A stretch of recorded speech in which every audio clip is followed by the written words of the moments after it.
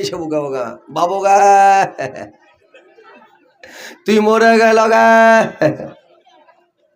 মুই কি করে খামো গা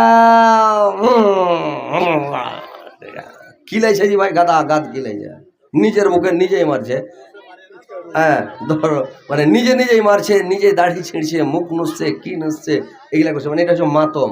তো এইভাবে মাতম করতে হয় না। হাদিস আছে মা মরেছে, বাপ মরেছে, ভাই মরেছে, স্বামী মরেছে, স্ত্রী মরেছে, তো কাঁদো। কিরকম কাঁদো? একটু কেঁদে লাও। আর কাঁদার সময় কথা বলিও না, কাঁদলে কেঁদে লাও। আর যখন কথা বলবে তো কথা বলো। তো এরা কাঁদবে, মাইয়া লোককে কাঁদবে তো ঢং নাই। এরা কি করবে? কাঁদবে আর কথা কইবে, কাঁদবে আর কথা কইবে। কিরকম করবে? আমার দরদি পাপড় খেতে চাইছিল এ বাজি রে, আমার দরদি নারকেল খেতে চাইছিল এ বাজি রে। এটা কোনো কান্দন হলো যে ভাই? হ্যাঁ, এরকম করে কান্দতে অর্ডার আছে হাদিসে। মা বোনেরা ভালো করে শুনেলেন, এরকম করে জারি করবেন না আর কাঁদবেন না। হ্যাঁ, একজন আর পুরুষ মরে গেছে তো কাঁদছে পাগলি, কাঁদছে তো কাঁদতে কাঁদতে পাগলি। কিন করে কাঁদছে?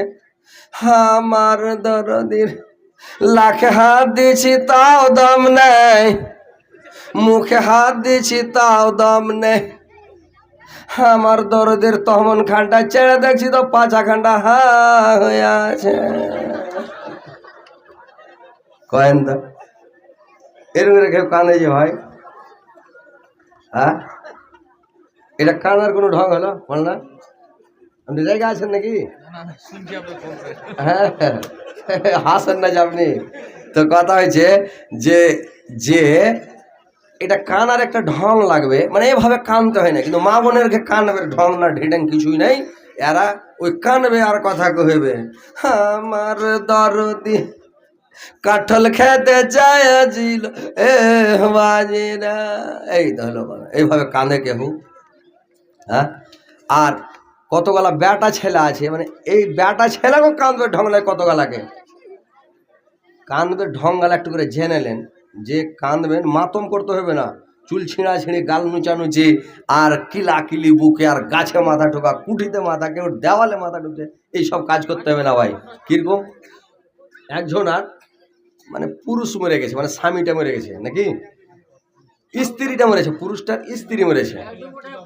তো এই বেচারি বসা বসা কাঁদছে। তো স্ত্রী মরে গেলে কি কিছু কইয়া কাঁদতে পেবে যে ভাই?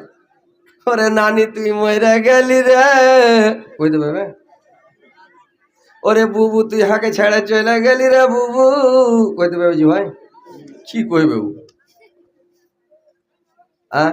ও কিছু কইতে হবে? ওরে নানি তুই চলে গেলি রে কহা যাবে? নানি কহা যাবে? দাদি কহা যাবে? বুবু কহা যাবে? কিছু কহা যাবে? কহা যাবে না। তো খ্যাপা কানছে খালি, খালি তোকে একটা লোক এসে জিজ্ঞাসা করছে হাজি ভাই কি হয়েছে, তুমি কেন করছো? কে মরেছে? আরো জোরে করছে। কে মরেছে যে ভাই? তোমার মা মরেছে। কইছে না তার একটু ওইদিকে। কইছে তোমার বহিন মরেছে। কইছে না তার আর একটু ওইদিকে। লোকটা কইছে তোমার ভানি মরেছে। কইছে ওর পাঞ্জরে। লোকটার মন রেগে গেছে, দেখেছে তোমার মাইয়া মরেছে। হ্যাঁ রে বাজি রে, ওইটাই ওইটাই ওইটাই রে বাজি রে, ওইটাই।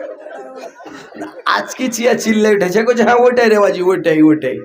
কহেন তো কোন খ্যাপার খ্যাপা। ফার্স্টই বলে দাও ভাই হার স্ত্রী মরেছে, ওই লেখা কাঁদছি নাকি? তুই খ্যাপা কইছে তার একটু ওইদিকে, তার আর একটু ওইদিকে। এগুলা কোনো কানার নিয়ম হলো? কহেন তো। কানবের নিয়ম গালা ভাই জেনেলেন, বুঝতে পারছেন? এরকম করে জারি করে কানবেন না, আর কানবেন একটু ভালো করে কানিয়েন। মানে জানতে হবে কানার নিয়ম, মানে সব জিনিসের একটা নিয়ম নীতি আছে। ইবলিশকে ঢং তো নাই কানবের। উ যায় ওই মাটিতে গোড় পাড়ছে আর কিলাইছে আর কানছে ইবলিশ। তো এইবার ওর জীবনে ইবলিশ শয়তান 4 বার কেঁদেছিল ভাই, বুঝতে পারছেন? একবার যেদিন লানতের তক্ত পরিয়ে দেওয়া হয় তখন একবার কেঁদেছিল। 2 নম্বর কেঁদেছিল যখন আসমান থেকে ওকে জমিনে নামিয়ে দেওয়া হয় দুনিয়াতে, তখন একবার কেঁদেছিল। একবার আল্লাহর নবী যখন ভূমিষ্ঠ হলেন তখন একবার। আর একবার যেদিন সূরা ফাতিহা নাজেল হয়, আল্লাহ কোরআনের মধ্যে বলছে, কোরআন খুলেন আর দেখেন সূরা হিজর 87 নম্বর আয়াত, ওয়ালাকাদ আতাইনাকা সাবআম মিনাল মাসানি ওয়াল কুরআনাল আযীম। এইখানে আল্লাহ পাক বললেন আমি বারবার পড়ে তো 7টি আয়াত দিলাম, এবং আল কুরআনাল আযীম আমি 7টা আয়াত, এবং আল কুরআনাল আযীম আমি 30 পারা কোরআন নাযিল করলাম।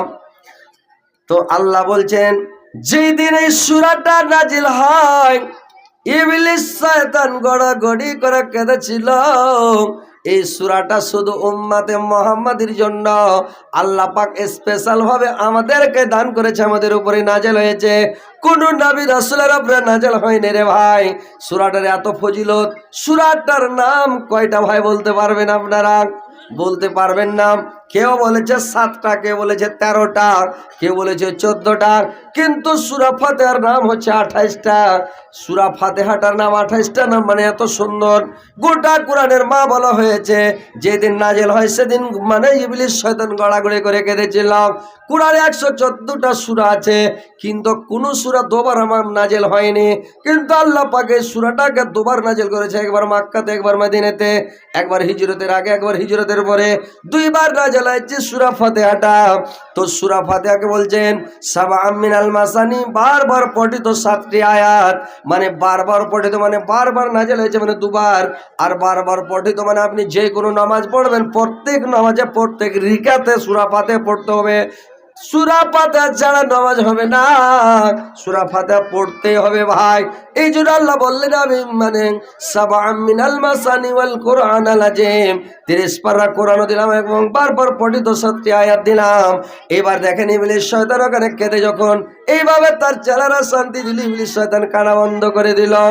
দেখো শয়তানের কি দুর্দশা, ছাড়ে কামার ঘরের বাসা, কেন্দা কান্দা গলা ভাঙে দারুণ বুক থাবড়ায় রে, ধীরে ধীরে পর্দা চিরা নবী এলেন তাই রে, নবী এলেন তাই রে। আর বাসিক আজ শোনা, আর বাসিক আজ শোনা এ পাখির গানা, কি মধুর সুরে গাছেন নবীজে রসানা, কি মধুর সুরে গাছেন নবীজে রসানা। ডালে ডালে ভোরের বেলায় চুহু চুহু গায় রে, ধীরে ধীরে পর্দা চিরা নবী এলেন তাই রে, নবী এলেন তাই রে। ভাইরে আমার, যেদিন আল্লাহর নবী ভূমিষ্ঠ হবে রে ভাই, পাখিগুলো মনের আনন্দে মনের সুখে নবীর আগমনে তারা একদম নেচে নেচে গান গাইছে, উড়ে বেড়াচ্ছে আর আনন্দ করছে আর গান গাইছে মনের সুরে সুরে। কত আনন্দ করছে বুঝতে পারছেন যে আল্লাহর নবী আজকে আসছেন, আল্লাহর নবী ভূমিষ্ঠ হচ্ছেন। তারা খুশিতে আনন্দে আটখানা হয়ে গেছে, একদম খুশিতে খুশি।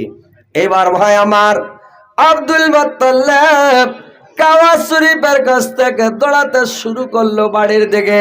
দৌড়তে দৌড়তে দৌড়তে দৌড়তে আব্দুল মুত্তালিব যখন চলে যাচ্ছেন, এবার গিয়ে প্রসূতির ঘরে গিয়ে দাদা ডেকে কয়, চাঁদের মতো ছেলেটাকে দেখাও না আমায়। প্রসূতির ঘরে গিয়ে দাদা ডেকে কয়, চাঁদ মুখ ছেলেটাকে দেখাও না আমায়। এই শিশু মহান হবে, এই ছেলেটি মহান হবে বলে মোর মন, আমিনার ঘরে আজ কার আগমন। খুশিতে দোল খাই আকাশ ভুবন, লাতুয়া মালাতু আজ গড়গড়ে যায়, হবলকে দেওয়ালে যাব রে কোথায়। উঠেছে দিনের রবি ছুটেছে কিরণ, আমিনার ঘরে আজ কার আগমন। খুশিতে দোল খাই আকাশ ভুবন। এবার বাচ্চাটাকে আব্দুল মুত্তালিব কোলে করে নিল, কাবা শরীফের কাছে চলে গেল আর কাবার চতুর্দিকে চক্কর লাগালো, ঘুরে এবার আল্লাহ নবীকে কোলে করে নিয়ে বাড়ি চলে আসলো। আর বাড়ি আসার পরে তখন করলো কি, বাড়ি এসে আমিনাকে বলল, মা মা আমিনা তুমি বলো তো রে মা, এই ছেলেটার নাম তুমি কি রাখতে চাচ্ছ বলো মা। আমিনা বলল, আব্বা আপনি রাখেন। যেটা নাম আপনাকে পছন্দ হয় রেখে দেন। আমার ছেলে নাম আপনি রাখুন আব্বা। আব্দুল মোত্তালেব বললেন, না রে মা, তোমার ছেলের নাম তুমি রাখো। কি নাম রাখবে তুমি বলো। আমিনা বলল, আব্বা আমার ছেলেটার নাম আমার মনে বলছে এই ছেলেটার নাম রাখি আমি কে। আমার মনটা বলছে এই ছেলেটার নাম রাখি দি মানে মোহাম্মদ কিংবা আহম্মদ। এই দুইটা নাম আমার দিলের মধ্যে সাড়া দিচ্ছে। এই দুইটা নামের মধ্যে একটা নাম রেখে দেন আব্বা। আব্দুল মোত্তালেব বলল, ঠিক বলেছ রে মা, যেমন ছেলে সুন্দর তেমন নাম সুন্দর। এই ছেলেটার নাম মোহাম্মদ রেখে দেওয়া যাক। সারা সৌদি আর মাটিতে এই নামটা কোনো মানুষের নাই, মোহাম্মদ নাম সৌদি আর মাটিতে কারোর নাই। ঠিক আছে, এই নামটা রেখে দেওয়া হোক। মোহাম্মদ নামটা রেখে দেওয়া হলো।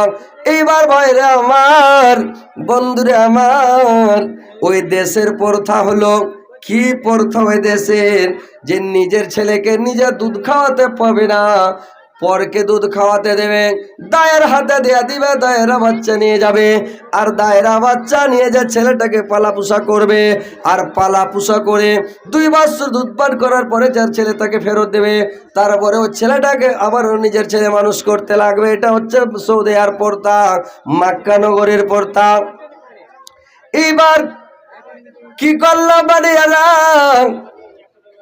আল্লাহর নবী যখন মারায় ভূমিষ্ঠ হয় রে ভাই, সারা পৃথিবীতে এত অভাব, এত অনটন, এত কাহাসালে, কোন মানুষের বাড়িতে এক মুঠ দানা নাই, কোন মানুষ খেতে পায় না। কোন মানুষের বাড়িতে দানা নাই, কে 2 দিনের অনাহারে, কে 3 দিন, 5 দিন, 7 দিন পর্যন্ত অনাহারে আছে, কারোর বাড়িতে এক মুঠ দানা নাই। এইবার করেছে কি, বাড়িয়ে দেয় মা হালিমা। হালিমার বাড়িতে 7 দিন থেকে দানা নাই, 7 দিন থেকে তার বাড়িতে চুলা জ্বলে নাই। এত অভাব অনাটন, এত কাহাসালি, এত দুর্ভিক্ষরে ভাই, কোনো মানুষ শান্তিতে নাই। আর যে মায়ের কোলে বাচ্চা আছে, যে মায়ের কোলে দুধের শিশু আছে, আর মারি পেটে দানা না থাকলে কি আর স্তনে দুধ আসবে ভাই? দুধ আসে না। বাচ্চা খেতে পায় না, বাচ্চা সারা রাত কাঁদতে থাকে, করে কাঁদে। বাড়িতে যদি বাচ্চা কাঁদে, গোটা পরিবার, গোটা বাড়ির লোক কেউ শান্তিতে থাকবে না, সবাই পেরেশান। তার চিৎকারে কেউ ঘুম যেতে পারে না। সারা দেশের মধ্যে হইচই হাল্লা, কোন মানুষ শান্তিতে নাই, শান্তিতে থাকতে পায় না। এরকম অবস্থা, এরকম পরিস্থিতি রে ভাই। এবার কি করলো হালিমা, লোকজনকে সঙ্গে করে নিয়ে বলল, চলো মক্কা নগরী যাই। আর মক্কা নগরীতে গিয়ে একটা কোন সন্তান নিয়ে আসে, বাচ্চা যদি পাই নিয়ে আসবো, পালা পোষা করবো, তার মজুরি পাবো আমরা। বাচ্চাটা নিয়ে আসি বলে কিছু লোকজন সঙ্গে করে নিয়ে হালিমা